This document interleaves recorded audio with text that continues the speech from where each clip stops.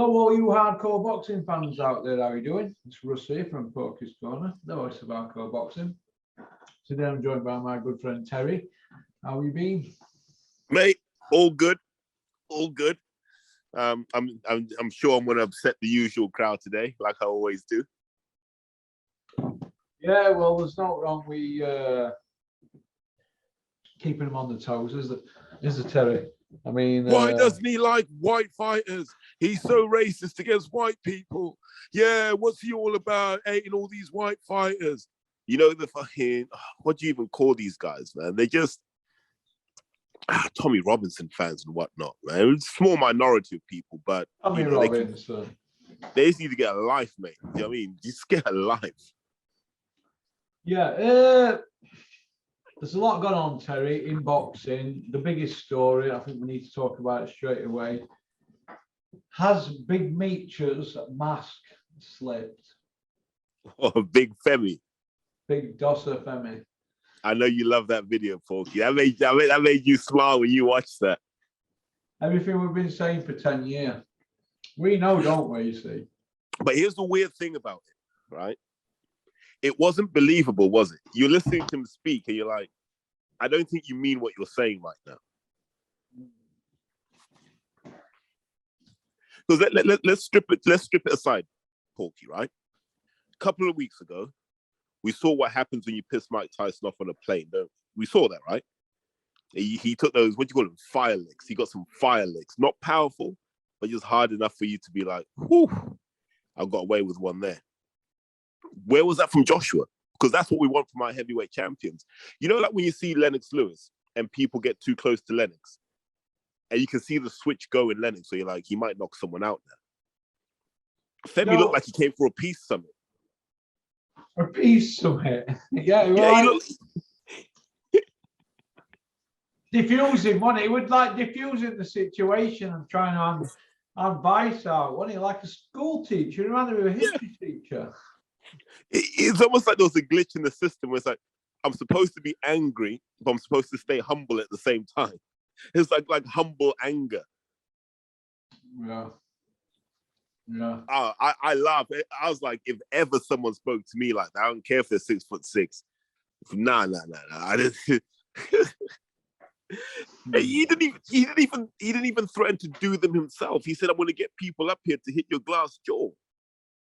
I'm going to get people up. Oh, that AKA Skins and that other fella, that other guy with. Hey. Who knows, mate? I have zero idea. But when he said other people come up, I'm like, but you're there. You're there right now. At least grab them by the neck or something. Let them feel that you're Big Femi.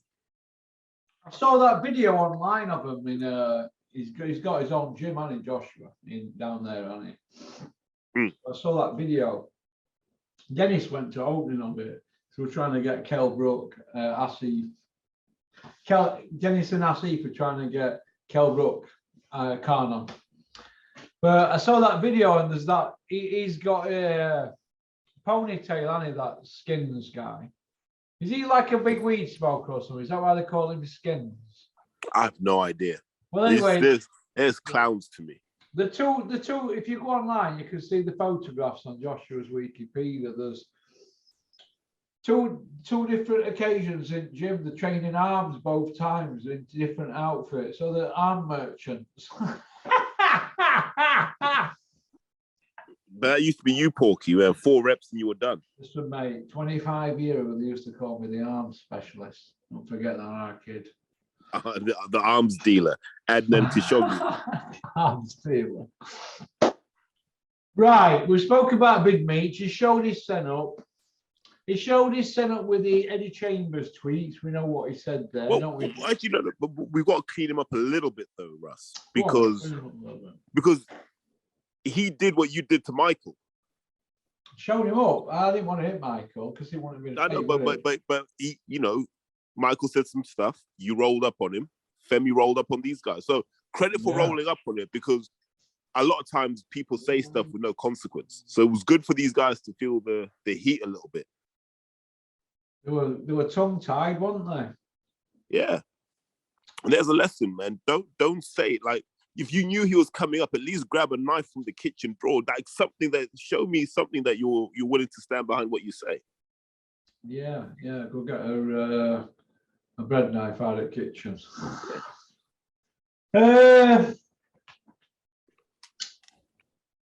Your mate lost at the weekend, didn't he, against Bentley? Who lost against Bentley? What the kid's name? Well, Linus. Linus, yeah. They're both my friends. They're, yeah, I know, yeah, but I thought you were a bit closer to one than other. Well, I've done some work with Denzel, so I think, I'll probably lean that way slightly. But I've also been on nights out with Linus, so it's a tricky one. That's one of those nights I sit there go, may the best man win. I'm happy for Denzel. I think the difference on the night, Porky, to be honest with you, was experience. That was Denzel's fourth British title fight, and that was Linus's first. And that's what we've been banging on about people going for these trinket belts and they're not learning the craft. Denzel Bentley will be ready for a world title in 18 months now, won't he? There was a Heffron twice, Felix Cash, Linus. They're not easy fights. No. And I know there'll be some Wazzik, some Herbert on your comment section who go on box rep. But in simple terms, for who and what Denzel is, fighting Heffron twice, Felix Cash, and Linus, and going 2-1-1, that's good experience. And you can see Denzel fighting his demons through that fight, because everything that went wrong in those other fights, he seemed to correct as the fight went on. And that's what you need. And I think Linus will be stronger for that experience now. So when he fights for the British again, he now has that experience of, I've really got to be on it for 12 rounds. Yeah, well, listen, I thought he fought a great fight, Linus, and I think, like you said, I think he might have just got a little bit old man out of it. You think towards the end? The young men, like I said, I know the young men too, but he had a bit more going. That's his experience. Yeah. I don't think Linus had gone 12, had he? He hadn't gone 12. No. So yeah, it's just like, having been close to Denzel, especially over the last 2 years. Like, I know what lessons he learned and what he was looking to implement, and there was a lot of that, and it was being more switched on for more rounds. And I think Linus will now go back and understand what that means to be more switched on for more rounds. And it was just, it's the difference between. What's it like, Russ? It's like, when a team goes to the Champions League final, for the first time, they don't. It's rare that they win the first time, right? Mm-hmm. You lose you might carry lose on, the just put lights on. What? Yeah, you might lose the first one, maybe lose the second one, but as long as you keep the squad together, you build up that experience, don't you? You build up that experience that says, if this ever happens again, we're ready. We can't make any more mistakes. I thought that's what you got with Linus. You got Linus first time on the big stage, first significant fight for him. Denzel, it's his fourth, and he did really well. And now, if I'm Denzel, I'm looking at Danny Dignam, and I'm saying, do I want to fight Danny Dignam now, just to cement myself at this level? Do you remember a bit back when you said to me that a lot of fighters don't learn the craft, and that they get found out even at British level? But I think that when you look at I keep calling him David Bentley, Denzel Bentley, I think he's a good, strong European level guy, isn't he now? Do you think? Yeah, I think there's a case for him being at that. And I think if you look at the world picture at middleweight now, apart from Triple G, there's no real superstar there, is there? No. Do you also remember when we spoke about getting that 12 rounds under your belt as a fighter? Because you said you said it a few times. It's very mental. There's something that come flashing back into my head. Do you remember when Froch went his first 12 with Charles Adamo? And he was laid on settee for 3 weeks after. And he said, I was like, God, that was a proper fight, that 12 round going at it. And he dropped him in 8, didn't he? And managed to get the Commonwealth win. Well, that kicked him on, but mentally, it took him, he knew he could do the rounds. Do you think that Linus now knows he can do the rounds and he'll evolve from it? Yeah, he'll grow. And without doubt, he'll grow. Because You just need that. I just remember my friend Andre Sterling said it best. He said those final rounds, you're not fighting on tactics. You're not fighting on it's just hard. The last 3 rounds are just hard. It's just, do you want to do this for your family, for your ego, for your community, all that stuff there? And that's really what those last 3 rounds are about. That's why I respect those guys. Yeah. Okay. The heavyweights. Fury says he's retired. Wilder says he's coming back. AJ says he wants to fight Usyk. Boccoli's beat Yoka. Yui's going to go at it with Hunter in a crossroads fight.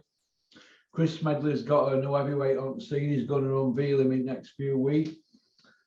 And Dave Allen's taking people on pads in his back garden, surrounded by nettles, with a pair of KFC sliders on and belly hanging out over his shorts. What's going on, Terry? Tell me. There's a lot to unpick there. Well, we'll start off with Fury then, retirement. I think he's just being canny. I think, when you say you're retired, you kind of disappear off the sporting grid. So I imagine he'll let his license lapse and he'll do all of that stuff. So he's no longer under the auspices of any testing authorities. So he'll be all right. He can live his life how he wants. And then Wilder, glad to hear that he'll be fighting again. I just think he's too important to boxing right now. Like, if you look on Twitter, Wilder trends every day. You need Wilder out there, don't we? You need somebody that's putting people into orbit, don't we? Yeah, and someone who can talk as well. Dylan White, what do you think about all the trending stories that White's going to fight Wilder and Dylan's got nowhere to go because if he fights somebody a lot less than Wilder, could get found out, so he's got to go for a big fight. Do you think that could be true? Some rumours in that, Terry, Wilder White? No. If they couldn't do it for the belt, they definitely can't do it for no belt. Okay. I just see Wilder fighting in America. I see him looking at probably like an Andy Ruiz or whoever Al Haymon can dig up, and that will be him. He'll just get the fight to get the cobwebs off. If it's Ruiz and he beats Ruiz, then he just says, "Well, I want Joshua." Okay. Current gold medalist, super heavyweight Tony Yoka took an L and went on his knees as well to Boccoli. Is Billy Nelson to be took serious now? No, he's an idiot. You can't say that about the great Billy Nelson. Yeah, he's an idiot. He's an idiot. But guy should just be serving fish and chips somewhere. Guy's an absolute idiot, absolute weapon. Don't you go with Bill? Don't you go with Billy? Nah, he's a moron. Yeah, he's just a moron. He's just got a win over gold medalist Terry Olympian. Yeah, well, Porky, we can all do all that stuff. That's how you justify Froch's existence. I know. I see you, Porky. I see that bald head shining. The things are ticking in there. The cogs are turning. Hey, listen. So here's what I'll say. Not to be sniffed at, though, the win, is it? Not to be sniffed at, Boccoli. Massive surprise. I think it will come out at some point. Yoka's going through some stuff with his family, obviously, because he's divorcing and this, that, and the third. But I remember watching Martin Boccoli fight my friend Dom Akinlade. And I said at the time, the scary thing about Boccoli is, for a guy his size, he's got gears. Right? And so what you see with Boccoli is he starts off really, really slow. And you assume that's how he's going to box for the whole fight. And every 30 seconds or so, he gets a little bit quicker, throws more shots, the quicker shots, and that pressure starts to increase and increase and increase. And he just suffocated Yoka with work. And I was a guy who was high on Tony Yoka. So to see him taken apart so easily, big questions over him, big questions over what's happening with Virgil Hunter, what's really going on over there. We've got to start asking these tough questions. But I'm going to give Martin Boccoli the credit.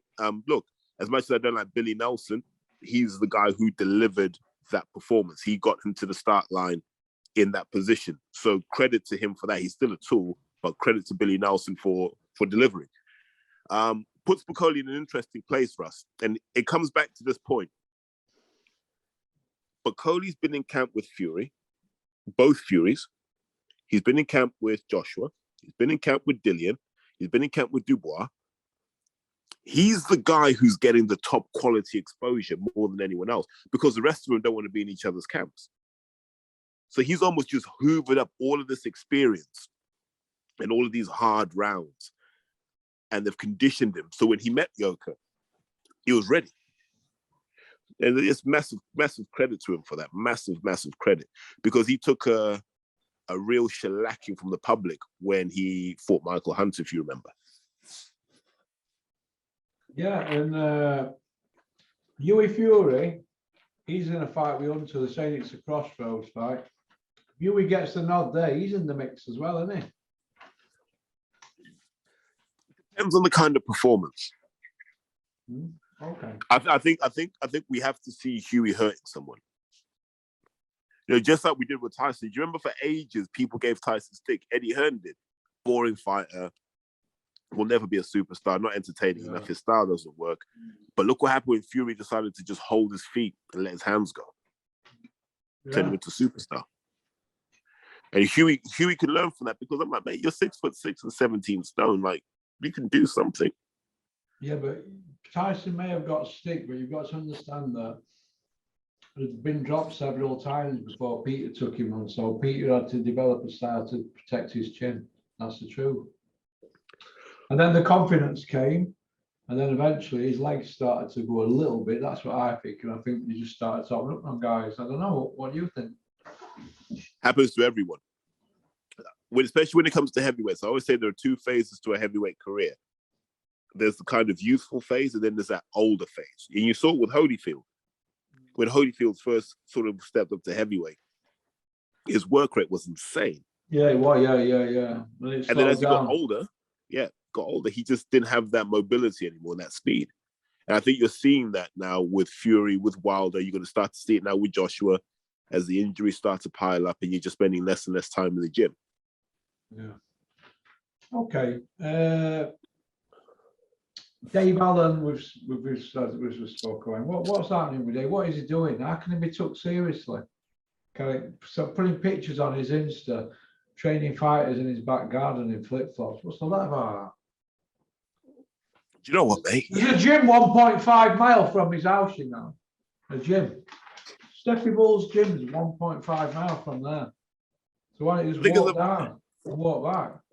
You know, they've got older, Russ. I'm just like, if he's happy, let him do his thing. I don't know what it is. Laying himself down, it's wasted talent. It winds me up. No. You have to let people be who they are. Well, that's right. And years of coaching have taught me this. You know, I remember.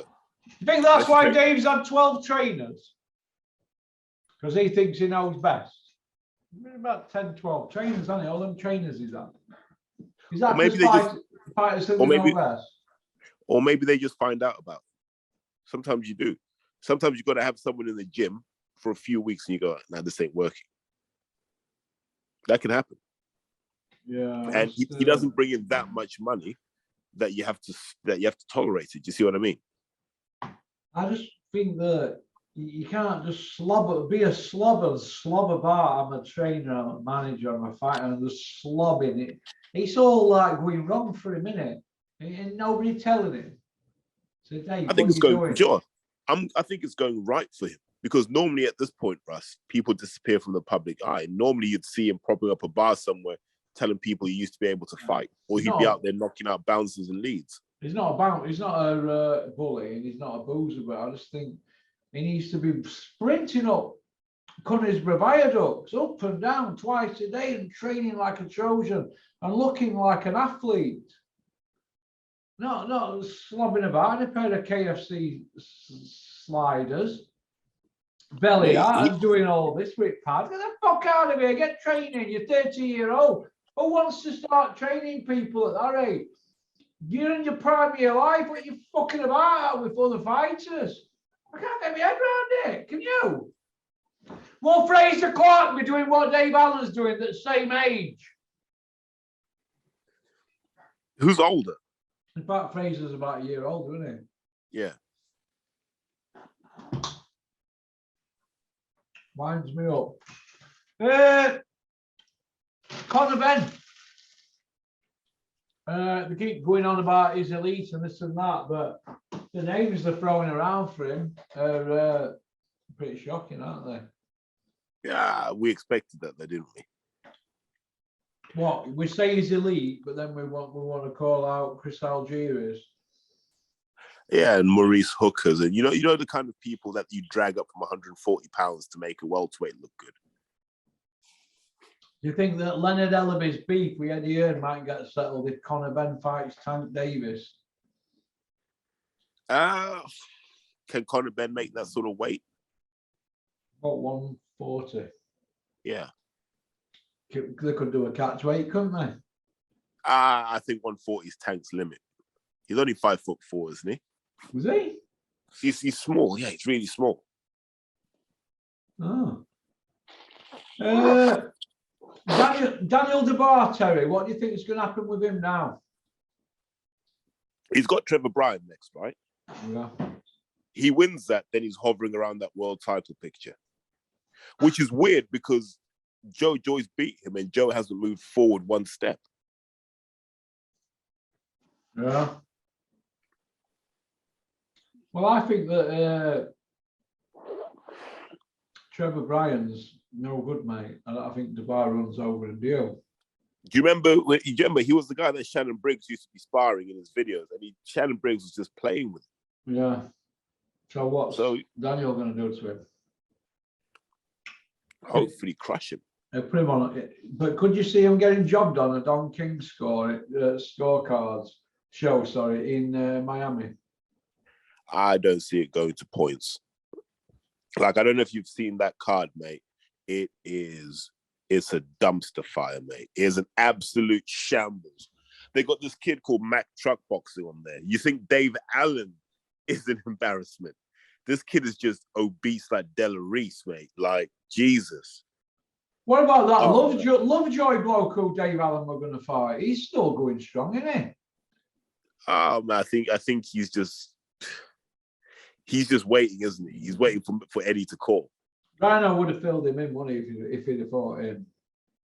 Oh, he was terrible. Do you see who was it he fought? Was it Manuel Cha? I think so. Yeah, we're ranked 15th by WBA. I mean, what's going on, Terry? Don King. You got to give Don King credit, right? Like, he's still involved.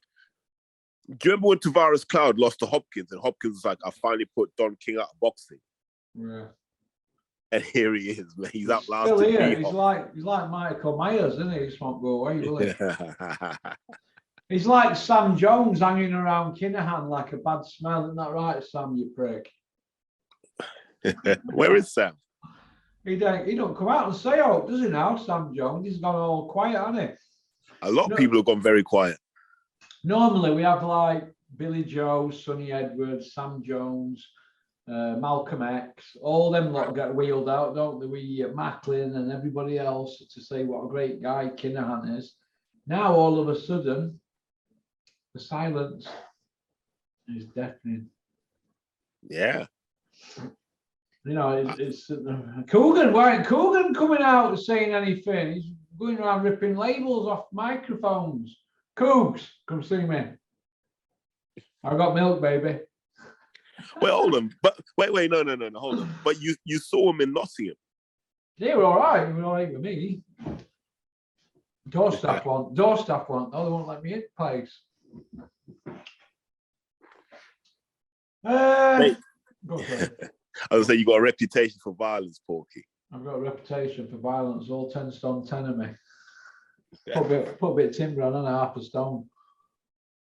£6 I put on in a week just by putting 5 scoops of full fat powder in and full fat milk. Hey, keep going on that though, for sure. Vanilla colas. Right.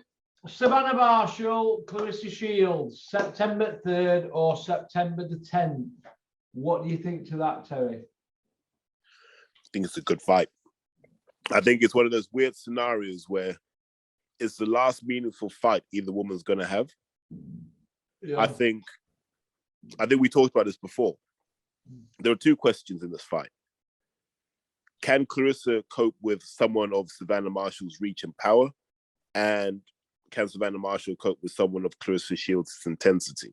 Yes, we're going to find out because they haven't faced anyone of the level of each other. So I'm actually looking forward to that fight. I'm glad it is happening reasonably quickly because I thought it was running out of steam a bit, but it looks like we can start to focus on that. But what do you do afterwards? I'd actually like to see both women just go back and do the Olympics. Roger. Yeah. Can they do that though? Yeah. Well, you see what GB have done. They've said, yeah, we're going to let people box as professionals in the Olympics. Okay. What do you think to the? I know you're an Adam Smith fan, but Adam Smith's position at Sky is head of boxing, right? At a TV company, yeah. There is a similar person at BT Sport. I think he's called Richard. There's a similar person at ESPN. We don't seem to see these people doing interview after interview after interview at every press conference, do we? So why do we see Adam Smith? Is he trying to take over the Eddie Hearn role at Sky to give him some patter? Because that Venant, is he? But we know Adam because Adam's a commentator, right? So he's known to the fans. So I guess that's the difference with him and the other guys. Yeah. Okay. You know, that's the only reason I can think of. And number two, they need someone to give Ben a bit of cover fire because he's still new to the game. So you need someone who's got that kind of longer view, because the message we're going to get from Sky for the next year and a half at least is we've been at this longer than anyone else. We know the game. We know the sport. We're building fighters one by one. So when you've got nothing current to talk about, nothing to really sell to the fans, you're selling heritage. And that's what Adam Smith's there for.